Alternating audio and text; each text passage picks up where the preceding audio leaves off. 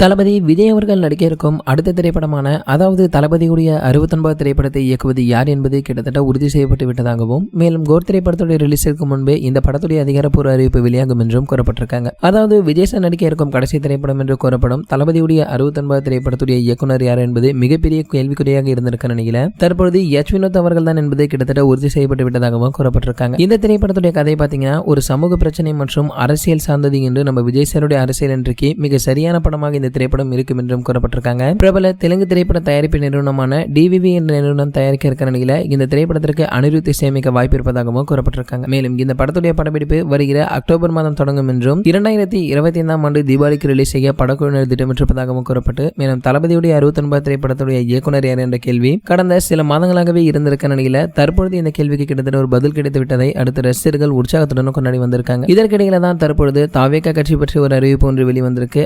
அதாவது இந்த கட்சியுடைய சின்னத்தை தளபதி அவர்கள் வெளியிட இருப்பதாகவும் அந்த அறிவிப்பில் சூப்பர் ஸ்டார் அவர்களும் கலந்து கொள்ள இருப்பதாக ஒரு தகவல்களும் வைரல் ஆகிட்டு இருக்கு. சரி, ஓகே, இது போன்ற தளபதி பற்றி வெளியாகும் அனைத்து செய்திகளை நீங்க உடனே தெரிஞ்சுக்க நம்மளுடைய ட்ரெண்ட் சென்டர் நம்ம சேனலை சப்ஸ்கிரைப் பண்ணிக்கங்க. பக்கத்துல உள்ள பெல் ஐகானை கிளிக் பண்ணிட்டீங்கன்னா நீங்க நம்ம வீடியோவை மிஸ் பண்ணாம பார்க்கலாம்.